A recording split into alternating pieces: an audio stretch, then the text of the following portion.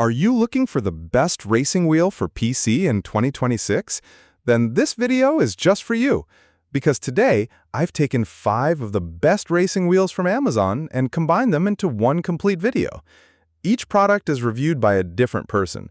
Some of them tested these racing wheels in real racing games, and they shared real experiences, not just technical specifications. So in this video, you'll see 5 different opinions, 5 real reviews, and 5 of the most popular racing wheels for PC, all in one place. You'll discover which wheel offers the most realistic force feedback, which one is the best for beginners, which one gives the best value for money, and which racing wheel is actually worth buying in 2026. You don't need to watch multiple videos. You don't need to spend hours comparing products. Just watch this video until the end, and you'll clearly understand which racing wheel is the best choice for you. Whether you're a casual gamer, a beginner sim racer, or a serious racing enthusiast, there's an option here that fits your needs and budget. I've also added links to all 5 racing wheels in the description below, so you can check current prices, read customer reviews, and buy directly from Amazon. So let's get started. So this right here, guys, is the Logitech G923. As you can see, the box right here and the actual racing wheel right here, which is pretty cool, pretty dope. Y'all can see it's in my hand. The one reason I'm making this video, guys, is because the holidays and everything is coming up, and I had this thing for almost 2 years and it still works wonders, works great. And it's great with Gran Turismo, especially on the PS5. Gran Turismo plus this, plus the VR headset, you can't beat it. And the racing wheel, the racing seat y'all see I'm sitting in. The one thing I like about this is, number one, look, it comes with the paddle shifters, even though y'all can hear it, but y'all can see it. It comes with a bunch of face buttons, for example, just like the PlayStation. You got the square. I mean, you got the, they got different because they got one for Xbox, one for PlayStation. Of course, the PlayStation is the square, triangle, circle, and X. You got the direction buttons, and you also got analogs and other buttons and everything you can do, which is pretty cool. And the reason I like this is because certain games you don't have to get up, or you don't have to switch to a controller to basically go through the menus and all the screens and everything. Everything is on here on the wheel. And some racing games, it even lets you customize, like Gran Turismo. For a turbo button, it's a button right here that I can press, and it actually feels like a real life I'm pressing a turbo button. So that's one thing I like about the Logitech G923. And I definitely recommend y'all guys to go ahead and check this bad boy out, especially during the holidays. You know, they be having all type of like special holiday discounts and everything like that. And this wheel right here, trust me, you're gonna love it. I've been using the Thrustmaster T300 RS for a while, and it's one of those wheels that really makes driving sims more fun. From the first lap, you feel how it lifts things above what cheaper wheels do. The force feedback isn't earth-shattering, but it gives enough weight so you sense road texture, curves, skid moments, and tire grip in a way that makes you adjust your driving, not just mash pedals. What I like most is how it makes me feel engaged. It's not just pressing buttons. When I brake too late or get loose mid-corner, it speaks back. It rewards me for being smoother, more precise. That adds a lot of satisfaction to every session. Overall, the Thrustmaster T300 RS is a strong pick if you want an immersive wheel that steps you up from basic gear without needing premium direct drive hardware. If you're after solid feedback, good build, and a level of realism that pulls you in, this one delivers more than enough.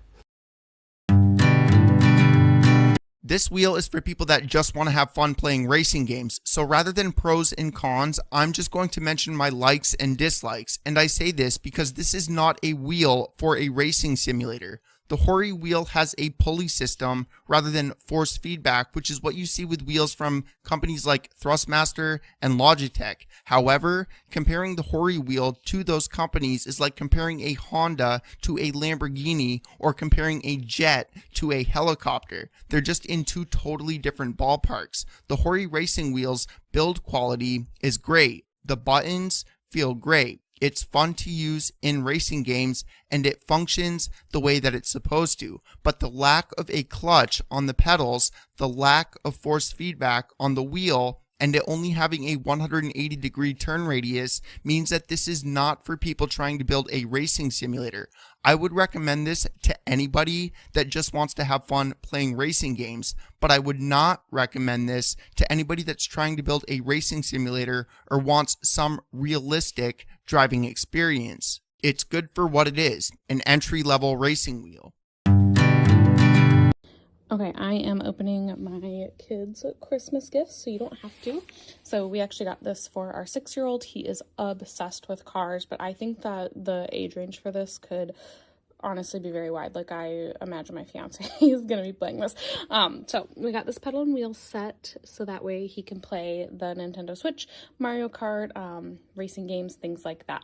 So it was a little bit of a learning curve to set up, but wasn't too terrible. So to connect with the Switch, you can either connect it to just the like detached console part, or you can connect it to the actual dock. So up there we have our dock. So in order to connect it to the just console, you have to have this adapter that is not included. So we initially started trying to do that, realized it wasn't included, XYZ. So then we just connect it to the dock. We'll get a better setup here going eventually. So it was super easy to connect to the dock though. And then from there, a couple of things. So this is an attachment that slides in right here on the front. So you could attach this to a table.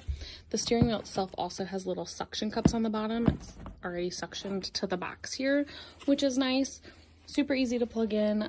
The cord for this that goes up to the dock was already attached. The pedals, it was already attached to the pedals, and it just connected here on the back. From there, connecting it to the Switch was super easy. We just used our regular, what am I trying to say, like gaming remote to go to settings, and this was all right there, super easy to find. We did have the wheel already connected to the dock before we went to settings using our just gaming remote there that you can see that we have connected to the Switch. So went to settings, did that, it worked perfectly, and I will show you how it works in action. Okay, if you want to adjust the sensitivity of the steering wheel to make it line up a little bit better with your TV, it does have instructions in the manual.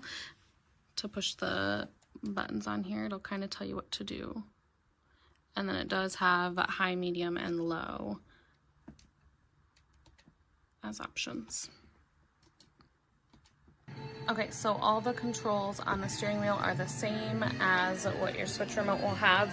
Obviously, we just have this kind of set up just to show how it works, but you're probably going to want like a desk or a table or something to set this up on just to make it a little more like an actual car. I will post how you can change like the sensitivity to make sure that it's lined up with your TV a little bit better, but otherwise it works really great. So this is on Mario Kart, but you can use it on any racing games. And honestly, it really just works like a typical controller would. What's going on, everyone? Today we're going to be checking out this Logitech setup that I have going on here. Now, I did go ahead and actually put on a custom wheel on here. So a lot of people have been asking quite often, can you get a Logitech base and put a custom wheel on it? So this is an actual wheel that goes in a real car, and what I went ahead and did is I went ahead and actually removed all of the screws here, and you'll see that I was able to actually keep the base here, and it still functions perfectly. So check this out. You'll see in game, if I go ahead and hit LSB right here, I can look out of my side window, and if I hit RSB, it still works just like that. So this is currently going on in Assetto Corsa. This is no Hezi in specific, by the way, and we still have the paddle shifters on both ends, so you could see if we wanted to downshift, we can go ahead and do that with the left one and the right one as well. And then in terms of all of the functionality, we still have all the functionality. I'm going to go ahead and turn this over really quickly. You could still see that we have that custom Xbox button right here. So this still actually works both on the Xbox console, and of course it also works perfectly on the actual PC as well. So go ahead and show that off really quickly. You could see it right over there. We have that white light as well, so that's still functioning. And then of course what I'll do next is jump into a quick demo of just how great this thing actually is, and then I'll talk about more of the specs. So check this out. You'll see it still functions even with a custom wheel on it. I'm able to just jump straight into this thing, and of course we're able to take off. And you'll also see a couple of cool things, by the way. One is going to be, one thing that I'm utilizing down here is the pedals. So we'll talk about this real quick. You'll see that we have the clutch on the left-hand side. So if I go ahead and hit the clutch, you could hear that the engine is pretty much just shutting down from there. We have our brake that's going to be right over here.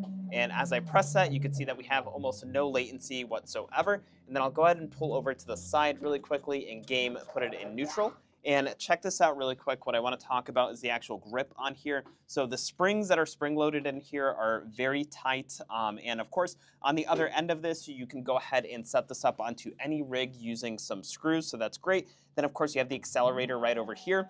You can use this with shoes or without shoes. You have this nice base right over here for your heel to rest. So you'll see, even for someone like me who drives with both feet down there, it's very, very easy to actually go ahead and use. So overall, I would highly recommend this, and of course, we'll just do a quick set of gameplay really quick right over here before we go, and check out the wheel with the force feedback that we actually have on this thing. I'll go ahead and show that off. So put this in 6th gear real quick, and you can see it going all over the place. So check that out.